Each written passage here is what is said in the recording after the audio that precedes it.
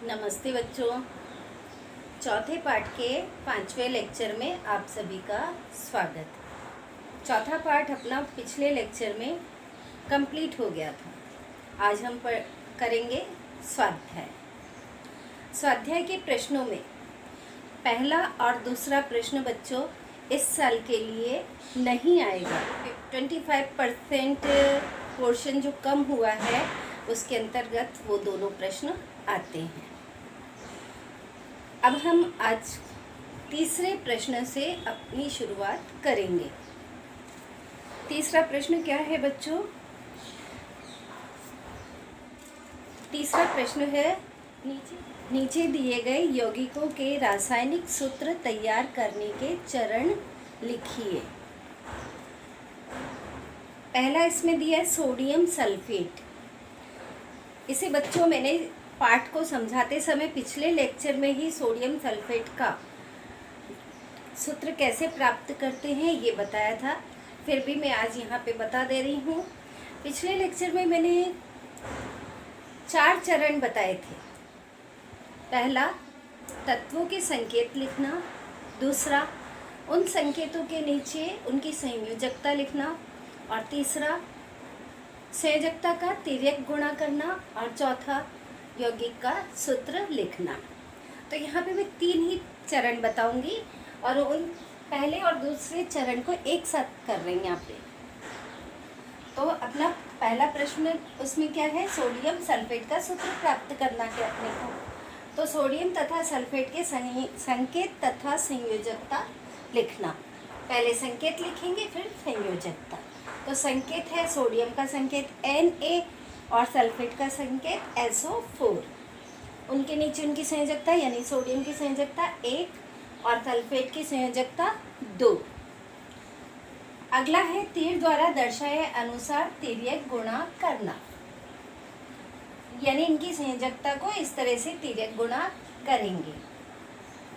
तो तिर्यक गुणा ये किया, चिन्ह लगा दिया। और अगला है सूत्र लिखना। तो सूत्र कैसे लिखेंगे, ये संयोजकता यहाँ आ जाएगी और इसकी संयोजकता यहाँ चली जाएगी और एक को हम नहीं लिखते हैं, इसलिए सूत्र हमारे पास क्या प्राप्त हुआ, Na2SO4। ये मैंने पिछले लेक्चर में आपको पूरा डिटेल समझा दिया था। फिर आपको उत्तर में लिखना है, ये लिखेंगे सोडियम सल्फेट और उसके आगे उसका सूत्र लिख देंगे।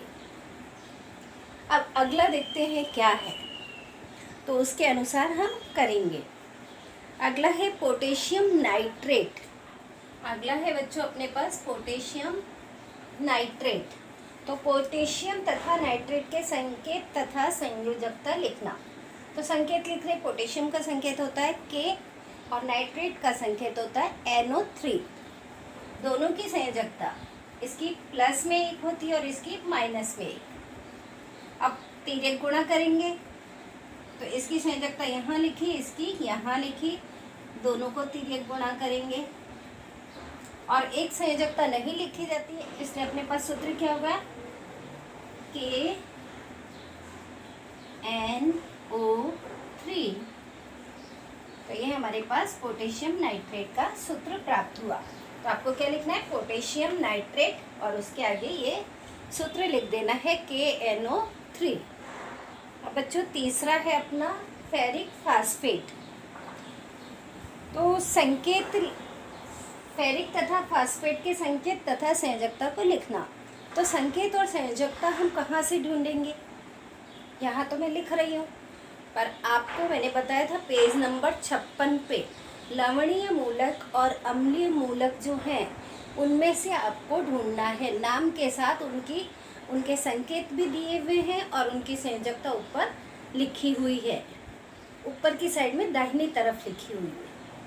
ठीक है, तो वहाँ से देख करके आपको लिखना है। आप कैसे ढूंढेंगे, जैसे फेरिक फास्फेट है तो आप फेरिक ढूंढेंगे। फेरिक कहाँ लिखा हुआ है, वो लवणीय मूलक में लिखा होगा क्योंकि उसकी संयोजकता प्लस में होती है।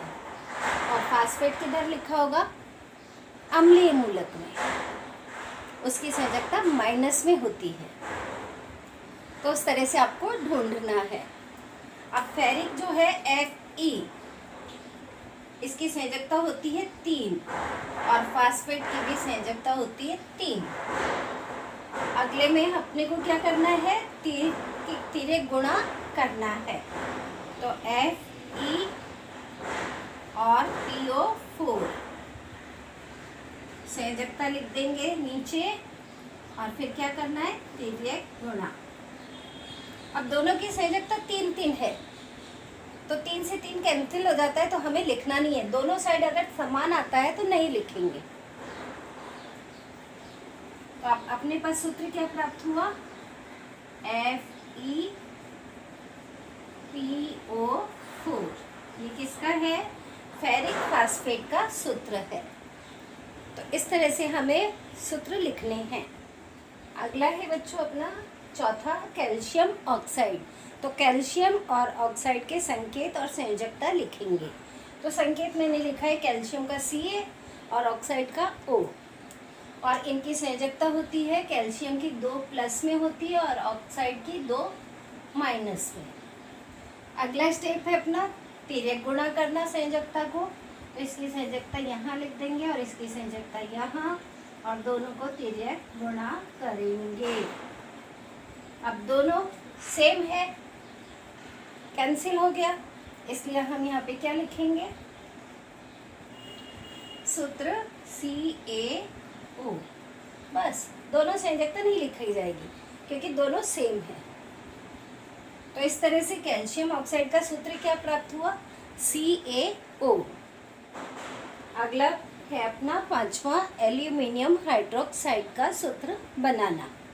तो अपने को क्या करना है, एल्यूमिनियम तथा हाइड्रोक्साइड के संकेत और संयोजकता लिखनी है। तो एल्यूमिनियम का संकेत होता है Al और OH हाइड्रोक्साइड का संकेत है। अब इनकी संयोजकता लिखेंगे। तो एल्यूमिनियम की संयोजकता होती है 3 और OH की संयोजकता 1। अब क्या करेंगे, इन दोनों की संयोजकता को तिर्यक गुणा कर देंगे। अब एल्यूमिनियम के इधर क्या आएगा, 1, और 1 को हम नहीं लिखते, तो अब सूत्र क्या बनेगा अपना, Al। 1 को नहीं लिखेंगे। अब OH और उसके इधर क्या आएगा, 3, तो OH के आगे हम 3 इस तरह से लिखते हैं, ये कोष्ठक में करके, क्योंकि 2 इसमें तत्व हैं, इसलिए इन दोनों को एक साथ करने के लिए बाहर इस तरह कोष्ठक में लगाते हैं। तो एल्यूमिनियम हाइड्रोक्साइड का सूत्र क्या है, AlOH का होल थ्राइस। तो आपको ये पूरा लिखना है, एल्यूमिनियम हाइड्रोक्साइड, और फिर उसके आगे उसका सूत्र लिखना है। अगला प्रश्न है बच्चों चौथा, और चौथे का पहला प्रश्न है, सोडियम तत्व एक संयोजी है। इस प्रश्न का अर्थ है सोडियम तत्व की संयोजकता 1 है। अब सोडियम तत्व की संयोजकता 1 है, इसका उत्तर पॉइंट्स में आपको लिखना है। पहला पॉइंट बनेगा, किसी तत्व के संयोग करने की क्षमता को उस तत्व की संयोजकता कहते हैं। दूसरा पॉइंट बनेगा, किसी तत्व की संयोजकता उसके बाह्यतम कवच में स्थित इलेक्ट्रॉनों की संख्या पर निर्भर करता है। आपको क्या लिखना है, पहला पॉइंट बता दिया, दूसरा बता दिया, तीसरे में आपको क्या लिखना है, सोडियम तत्व का इलेक्ट्रॉनिक संरूपण 281 होता है। फिर आगे लिखेंगे, सोडियम तत्व अपना एक इलेक्ट्रॉन किसी अन्य तत्व को देकर आसानी से सोडियम आयन में रूपांतरित हो जाता है। सोडियम आयन में रूपांतरित होने के कारण उसकी संयोजकता कितनी है, 1। इसलिए सोडियम एक संयोजी तत्व है। इस तरह से आपको उत्तर लिखना है। चौथे प्रश्न का दूसरा है, M एक द्विसंयोजी धातु है। सल्फेट और फास्फेट मूलकों के साथ उसके द्वारा तैयार किए गए यौगिकों के रासायनिक सूत्र ढूंढने के लिए चरण लिखिए। तो M जो है एक धातु है और वो क्या है, द्विसंयोजी। द्विसंयोजी का मतलब होता है जिसकी संयोजकता 2 हो, और धातु है यानी संयोजकता किस में होगी, प्लस में। अब यहाँ पे देखेंगे चरण अभी मैंने इसके पहले तीसरे प्रश्न के अंदर बताया आपको किस तरह से लिखना है। तो M एक धातु है, उसकी सल्फेट और फास्फेट के साथ सूत्र जो बनेगा उसके चरण लिख करके अणु सूत्र तैयार करने हैं। तो यहाँ पे M तथा सल्फेट, पहले हम सल्फेट के साथ देखते हैं, फिर बाद में फास्फेट के साथ देखेंगे। तो M तथा सल्फेट के संकेत तथा संयोजकता लिखना है। तो संकेत क्या है? M और सल्फेट का संकेत है SO4। प्रश्न में दिया हुआ है M एक द्विसंयोजी है। द्विसंयोजी यानी इसकी संयोजकता कितनी है? 2। और SO4 इसकी संयोजकता कितनी? पेज नंबर 56 पे आप देखेंगे तो आपको उसकी संयोजकता दिखाई देगी, वहाँ पे -2 है। तो लिख दिया। अगला चरण क्या है? तीर द्वारा दर्शाए अनुसार संयोजकताओं का तिर्यक गुणा करना। अब संयोजकताओं का तिर्यक गुणा इस तरह से कर दिया यहाँ पे। अब चूंकि दोनों की संयोजकता 2 है, सेम है, इसलिए हम नहीं लिखेंगे, केवल इनके साथ ही सूत्र बन जाएगा। तो यहाँ पे सूत्र क्या बनेगा? MSO4 बन गया सूत्र। उसी तरह से इस M की फास्फेट के साथ सूत्र बना के देखेंगे। यहाँ लिख देंगे हम फास्फेट।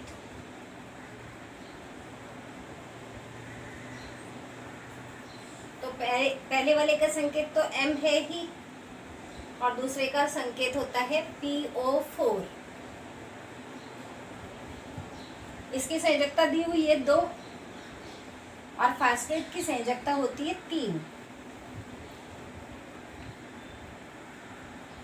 PO4। O को हमेशा कैपिटल लिखते हैं बच्चों।